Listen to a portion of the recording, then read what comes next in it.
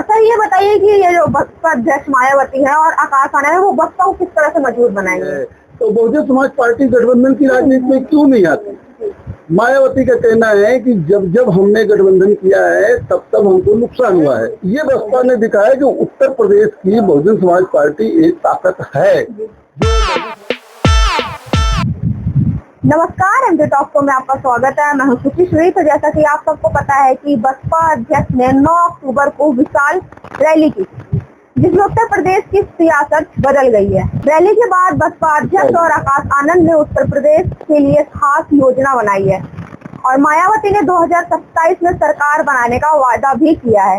आज उत्तर प्रदेश की सियासत पर बात करने के लिए आज हमारे साथ है एमजे टॉक शो के संपादक मनोज तिवारी जी। तो चलिए हम उनसे बातचीत करेंगे। हम उनसे उत्तर प्रदेश की राजनीति और बदलती हुई सियासत पर बात करेंगे। तो चलिए देर ना करते हुए हम आपसे उनको मिलवाते हैं। तो सर, सबसे पहले तो आपका बहुत बहुत स्वागत है हमारे चैनल में। चलिए, बहुत बहुत धन्यवाद। आपने हमको जो बोलने का समय दिया, मौका दिया, बहुत बहुत धन्यवाद। तो सर, सबसे पहले सवाल तो मेरा यही रहेगा कि जो मायावती, बसपा अध्यक्ष मायावती ने जो रैली की थी उससे आप क्या बदलाव देखते हैं? देखिए, ऐसा है कि बहुत सालों के बाद मायावती ने इतनी बड़ी रैली किया था और उस रैली में आपको हम बताएं कि बहुजन समाज पार्टी की जो कार्यकर्ता थे वो अपना संसाधन लगा के गए थे। पहले क्या होता था, जब चुनाव के समय वो रैलियां करती थी तो जो प्रत्याशी होते थे वे बस की व्यवस्था करते थे।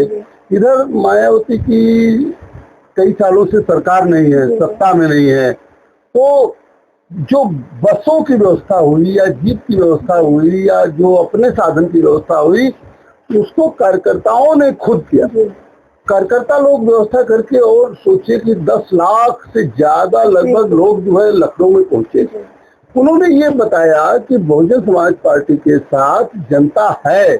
अपनी प्रासंगिकता को प्रूव करने के लिए बसपा अध्यक्ष ने रैली किया। उस रैली से ये बदलाव आया कि बहुजन समाज पार्टी की जो लोग चर्चा नहीं करते थे, चाहे वो मीडिया नहीं चर्चा करती थी या तमाम विश्लेषक जो है बहुजन समाज पार्टी को एकदम अलग मान के चलते थे, उनकी जुबान बंद हुई।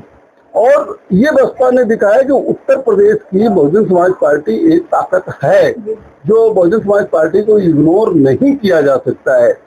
हालांकि बहुजन समाज पार्टी के बारे में तमाम तरह के लोग भ्रांतियां फैलाए हुए थे कि कई ऐसी लोग हैं जो नेता आगे आ गए हैं, बहुजन समाज पार्टी समाप्त हो गई है। लेकिन बसपा अध्यक्ष के एक आह्वान पर, कांशीराम की जयंती पर जिस तरीके से लाखों की लाखों संख्या में लोग पहुंचे हैं, उसने बहुजन समाज पार्टी को ऊर्जा तो दे ही दी है। तो किस तरह से मतलब असर दिखेगा 2027 में आने वाले चुनाव पे? जो बस मायावती ने जो रैली किया, तो क्या असर आपको देखने को मिलता है? देखिए, 2027 चुनाव भी बहुत दिन है। अब मायावती ने जो अपनी ताकत दिखाई है उससे और लोगों को रणनीति बनानी पड़ेगी। मायावती को इग्नोर नहीं करना पड़ेगा। जहां तक आप असर की बात कर रही हैं, इस एक रैली से मायावती सरकार नहीं बनाने जा रही, क्योंकि जब मायावती 2000 उनकी रैली पे जो उन्होंने रैली की, उसमें बहुत सारे सवाल उठ रहे हैं। हाँ, बीजेपी की बी टीम करके। हाँ, वो मैं बताता हूँ। देखिए, ऐसा है, मायावती ने एक छोटे से संक्षेप में उन्होंने कहा कि भाई पार्टी जो बसपा ने स्मारक बनवाया था, जब सपा की सरकार थी तो जो स्मारक के पैसे को अन्य मद में खर्च कर दिया जाता था, लेकिन भाजपा की जब सरकार आई तो उसने जो है क्या कहते हैं उस पैसे का खर्च रख रखाव में, पार्क के रख रखाव में खर्च किया। इसके लिए उन्होंने भाजपा सरकार को धन्यवाद दिया। अब वही धन्यवाद को लोगों ने पॉइंट पकड़ लिया और कहा कि जो है मायावती ने भाजपा सरकार की तारीफ की, मायावती ने भाजपा सरकार की तारीफ की। देखिए, होता क्या है, जो पार्टी सत्ता में होती है उससे सवाल उठते हैं, उससे रोजगार के नाम पर सवाल उठते हैं कि आपने वायदा किया था नौकरियां देने के लिए, आपने उसको क्यों नहीं दिया? आपने महंगाई समाप्त करने के लिए वायदा किया था, आपने उसको क्यों नहीं किया? ये सत्ता पर से सवाल उठाया जाएगा ना। लेकिन मायावती ने अपने पूरे संबोधन में ज्यादा टारगेट वो सपा को करती रही, ज्यादा टारगेट वो कांग्रेस को करती रही। हालांकि उन्होंने भाजपा से भी सवाल पूछे, लेकिन वही होता है ना, अस्वस्थमा मरो न रोए कुंजरो, उसको धीरे से बोल दिया। भाई, आपको कहने का दूसरा तरीका होना चाहिए था। लेकिन आप सपा से और कांग्रेस से तो आपको सत्ता लेनी नहीं है, आपको सत्ता जो है वो लेनी है भारतीय जनता पार्टी से। अगर आप उस भारतीय जनता पार्टी के लिए इस तरीके को उसको धन्यवाद देंगे उसकी कोई आलोचना नहीं करेंगे तो आम जनता क्या समझेगी। आप समझिए इतनी बड़ी रैली मायावती ने किया, लेकिन भारतीय जनता पार्टी के प्रति नरम रुख का जो प्रचार हुआ, इससे उस रैली का जो क्या कहते हैं कि मजा है वो किरकिरा हो गया। मतलब लोगों ने सोचा कि यार ये तो भाजपा के जो कार्यकर्ता है उनसे निराश होंगे। बिल्कुल यही बात आ रही थी कि उनके कार्यकर्ता तो रैली को देख के गदगद थे, लेकिन जिस तरीके से मीडिया में ये नरेशन फैलाया गया तो उससे उनको थोड़ी सी निराशा हुई कि बताइए जिस मनुवाद के खिलाफ हम लड़ रहे हैं, जिस मनुवाद से हमको सत्ता चाहिए और उसी की मायावती तारीफ करें, लेकिन उसके पीछे रीजन है। होता क्या है कि लोग एक पक्ष देखते हैं, दूसरा पक्ष देखते नहीं है। उतनी बड़ी रैली थी, मायावती ने तो भाजपा की भी आलोचना की। मायावती ने कहा कि हम जो है अकेले दम पे सरकार बनाएंगे, 2007 की तरह सरकार बनाएंगे। हुआ क्या है कि मायावती के खिलाफ साजिशें जो है चलती रही, साजिशें चलती रही, बसपा को कमजोर करने के लिए तमाम तरह के दल बने। तो ऐसी कंडीशन में क्या कहते हैं कि थोड़ी सी लोगों को निराशा हुई और भाजपा की बी टीम कहने का नरेशन इसलिए फैलाया गया है कि कहीं दलित वोट जो है वो इनकी तरफ एक तरफा ही ना रह जाए। हालांकि अब इससे ज्यादा अबे हो गया है, राजनीति अबे हो गई। राजनीति देखिए मॉडर्न जनरेशन में बदल गई है। अब राजनीति में आप ये नहीं कर सकते कि हम जहाँ कहें वहीं वोटिंग करो। पहले क्या होता था, लोगों को नीला झंडा हाथी निशान ही याद रहता था, लेकिन अब नहीं ऐसा है। नीला झंडा हाथी निशान याद भले, लेकिन मजबूरी नहीं है, कोई बाध्यता नहीं है कि वो उस पर ही वोट देगा। पहले का जमाना गया, नई जनरेशन में चेंज होगी। तो जैसे कि बसपा अध्यक्ष जो रणनीति बना रही है, तो उससे आपको क्या लगता है कि बसपा एक बार फिर से 2007 में उनका अस्तित्व था वो वापस पा पाएगी? ये अच्छा सवाल है। 2007 के बाद 2007 से 12 तक मायावती 5 साल तक जो है सत्ता में रही। अभी जो है प्रदेश अध्यक्ष कृष्णनाथ पाल जी ने कहा कि 226 सीटों पर हमारा फोकस है, 2027 में 226 सीटें जीतेंगे। 203 सीट जीतने वाली पार्टी को बहुमत मिल जाता है उत्तर प्रदेश में, 403 सीटें हैं। देखिए 2007 को लेकर अभी मैंने कहा ना, राजनीति नेक्स्ट जनरेशन में चली गई है। नेक्स्ट जनरेशन से तात्पर्य ये है कि पहले क्या था। 2007 का मैं सिचुएशन बताऊं, 2007 में पूरा दलित समाज बहन जी के साथ था। साथ में मायावती ने सोशल इंजीनियरिंग किया था, ब्राह्मण समाज उनके साथ चला गया था, उनके साथ पिछड़ा समाज चला गया था, जिसमें पाल भी थे, कुशवाहा भी थे, ये क्या नाम है, पटेल समाज के लोग थे, है ना। इस तरीके से जो पिछड़ा समाज था वो बहुत बड़ी संख्या में था, जिसको लेकर के मायावती ने 2007 में लगभग 206 सीटों पर उनको जीत मिली। लेकिन आज की तारीख में आप सिचुएशन देखिए, पटेल समाज की अलग पार्टियां हैं, पाल समाज की अलग पार्टियां हैं, कुशवाहा समाज की अलग पार्टियां हैं, चौहान समाज की अलग पार्टियां, पिछड़े समाज की बात मैं कर रहा हूँ। इनकी अलग अलग पार्टियां हैं, इनके अलग अलग नेता हैं और इनके नेता दलों में गठबंधन करते हैं। यही तो समाजवादी पार्टी ने जब उसको 2022 में हार मिली तो उसने अध्ययन किया, उसको लगा कि यम-वाई गठबंधन से हम नहीं जीत सकते हैं, मुस्लिम और यादव गठबंधन से हम नहीं जीत सकते हैं। तो समाजवादी पार्टी अध्यक्ष ने क्या कहते हैं कि गैर यादव बैकवर्ड को तवज्जो देना शुरू कर दिया। 2024 लोकसभा देख लीजिए, आपको मैं अगर बताऊं तो प्रतापगढ़, बांदा, चित्रकूट, बस्ती, अम्बेडकर नगर, इन सब जगह लगातार पटेल सांसद, पटेल जो है प्रत्याशी बनाया और सभी लोग जीते। यहाँ तक कि इन्होंने अभी सुल्तानपुर में निषाद समाज के उसको टिकट दिया, वो जीता। सलेमपुर से राजभर, कहने का तात्पर्य उन्होंने गैर यादव बैकवर्ड को ढेर सारी तवज्जो दिया और सीटें जीते। भारतीय जनता पार्टी का रथ रोक दिया। तो 2007 में क्या था, बहुजन समाज पार्टी के साथ पिछले वर्ग का बहुत वोट था, पिछले वर्ग के तमाम लोग थे। लेकिन अब उसके बाद जो क्या हुआ कि ये पीडीए तो समाज सपा ने बना लिया, पीडीए में पिछड़ा समाज जो है मैक्सिमम संख्या में। भारतीय जनता पार्टी ने खुद पीडीए में पी जिसको कहते हैं, पिछड़ा जिसको कहते हैं, उसमें प्रिया पटेल से गठबंधन किया, ये संजय निषाद से गठबंधन किया, साथ में ओपी राजभर से गठबंधन किया और उसके बाद क्या कहते हैं कि चौधरी जयंत की पार्टी से गठबंधन किया। तो भारतीय जनता पार्टी ने भी तो इस पर अध्ययन किया ना।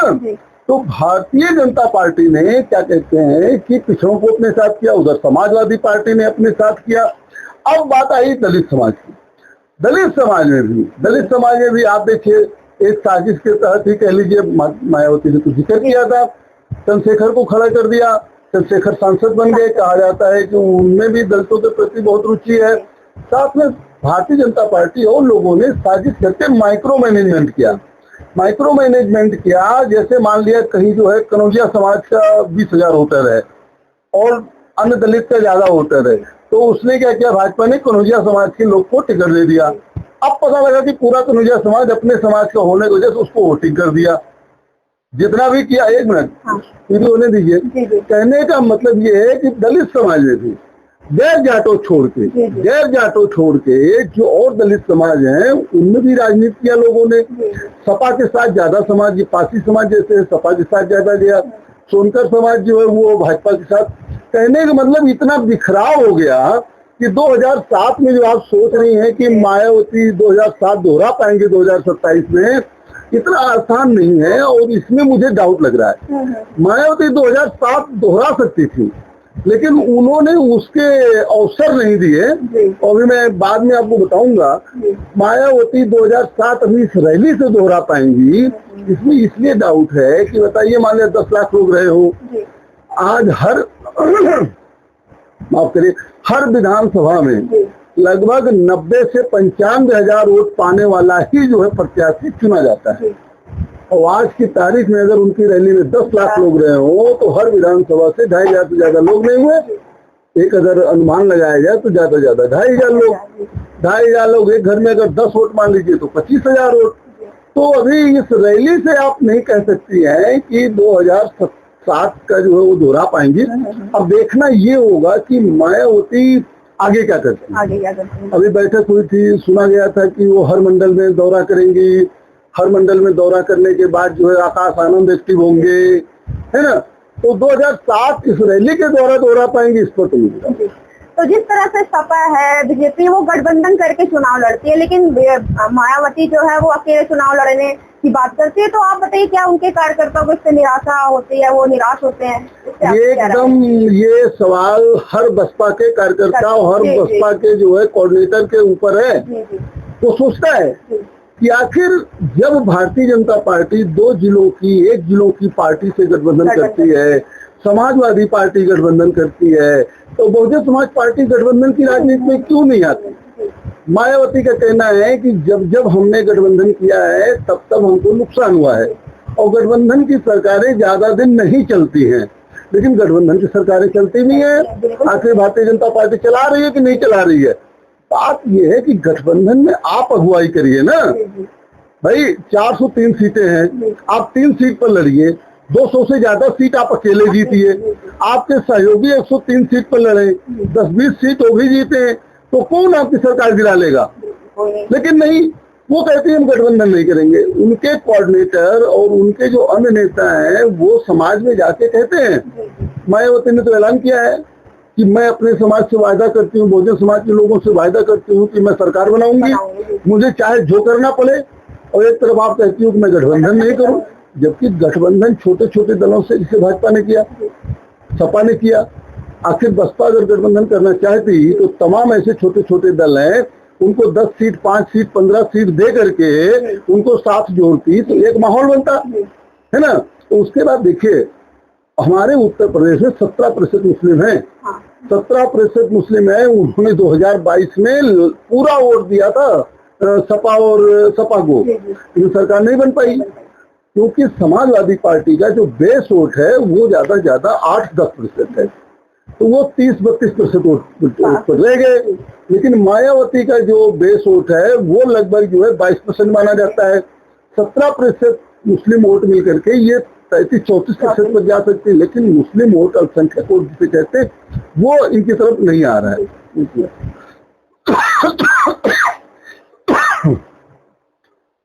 अल्पसंख्यक वोट बसपा की तरफ नहीं आ रहा है, उसको जोड़ने के लिए इनको कुछ करना चाहिए। लेकिन अब पता लगा कि आप अगर गठबंधन नहीं करोगे उत्तर प्रदेश की राजनीति में तो आप सर्वाइव में यही सब कुछ हो जाए। जो भाजपा की बी टीम लोग बोल देते हैं, मायावती के कुछ ऐसे एक्शन है जिसकी वजह से जब विधानसभा का चुनाव होगा, बसपा का कार्यकर्ता अगर ये समझेगा कि हमारा प्रत्याशी नहीं जीतेगा तो वो अपने ही प्रत्याशी को वोट नहीं देगा, वो तो अपना ऐसा विधायक चुनना चाहेगा कि जो जीते और उनका काम करे। तो बसपा नहीं हो सकती ना, क्योंकि वो कह रही कि हम गठबंधन नहीं करेंगे। आज देखिए, आज जो राजनीति की मांग यही है कि आप गठबंधन करिए। कुछ लोग बसपा की रैली पे तमाम तरह की आलोचना कर रहे हैं, करे उन्होंने तो उमाशंकर सिंह को जिम्मेदारी दे दी, वो ठाकुर है, ठाकुर जुड़ नहीं रहा है, उन्होंने सतीश चंद्र मिश्रा को जिम्मेदारी दे दिया, वो ब्राह्मण है, ब्राह्मण जुड़ नहीं रहा है, उन्होंने मतलब विश्वनाथ पाल को जिम्मेदारी दे दिया, पाल समाज के तो प्रदेश अध्यक्ष सपा में है। मतलब कुल मिला के इस तरीके के नरेशन बनाया जा रहा है। लेकिन देखिए होता क्या है कि अब बसपा में वो नेता नहीं रह गए, पहले के नेता रहे नहीं, लेकिन और पहले के नेता बेरोजगार नहीं बैठे हैं। बेरोजगार से तात्पर्य भाजपा में है तो विधायक है, सांसद है या मंत्री है, तो वो क्यों जो है वहां से आएंगे, है ना। सपा में है तो विधायक है, सांसद है, वो क्यों आएंगे।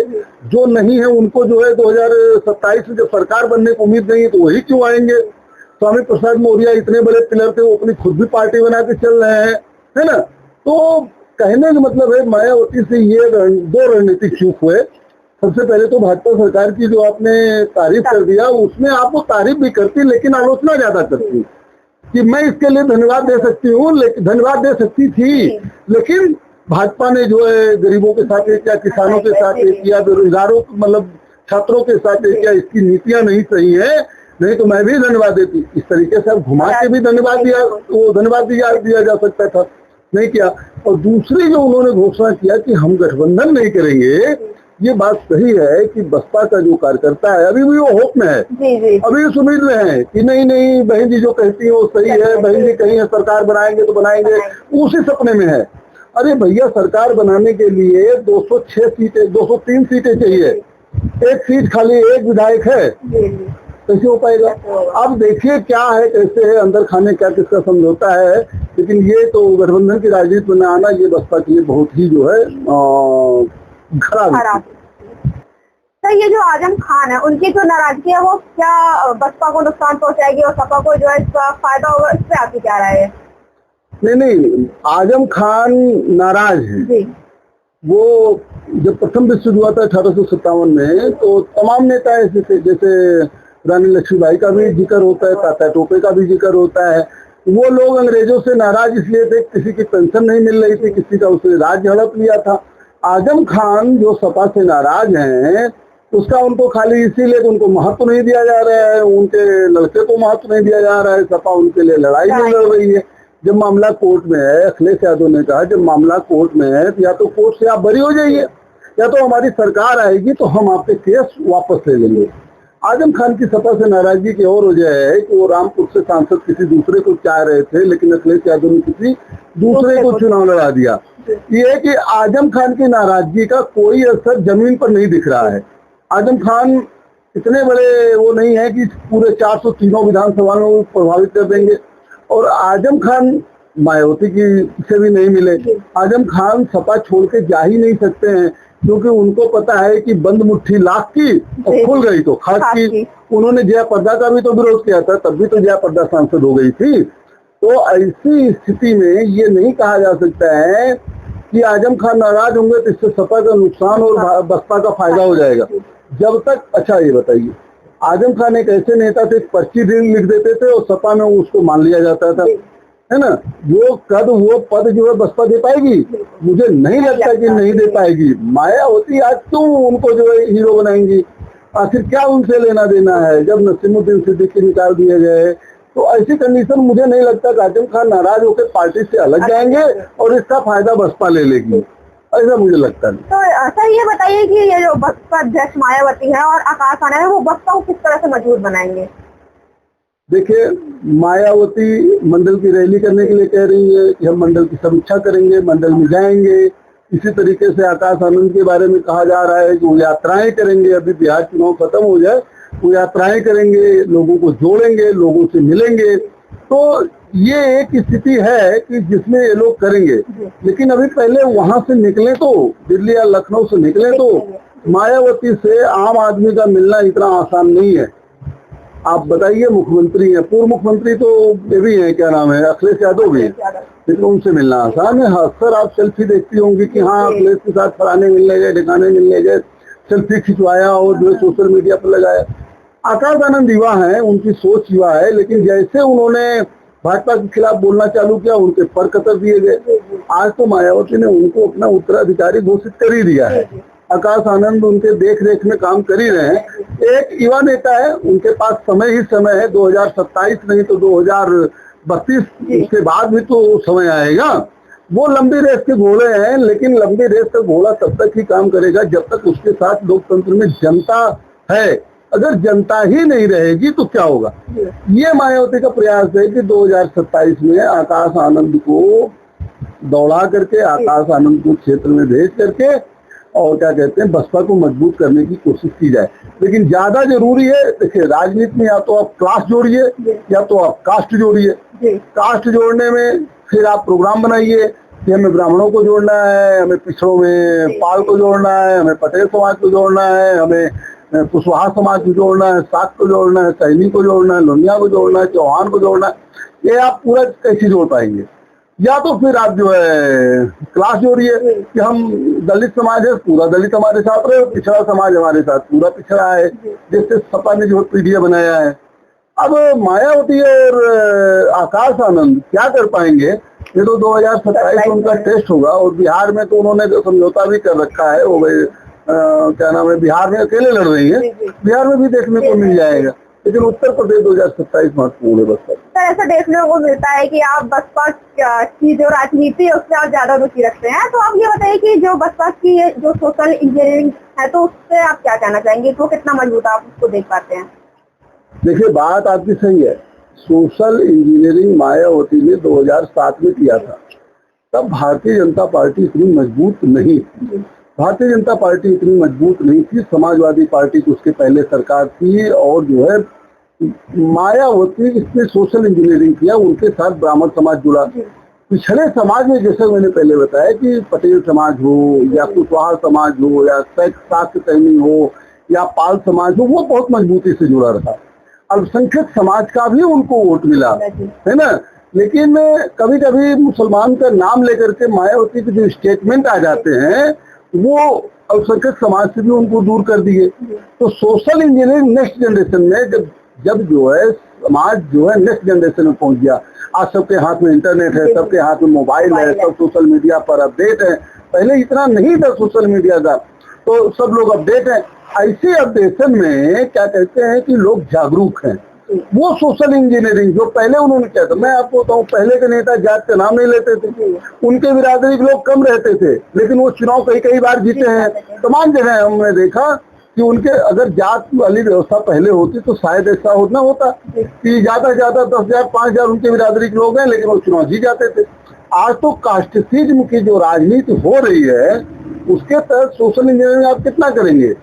बड़े नेता है ही नहीं है। देखो बड़े नेता को हर समाज जो होता है वो अपने बड़े नेता को देखता है, और जब तक बड़ा नेता आपकी पार्टी में नहीं आएगा और स्थानीय स्तर पर बड़ा नेता नहीं आएगा तब तक तो मुझे लगता नहीं सोशल इंजीनियरिंग अब काम करेगा।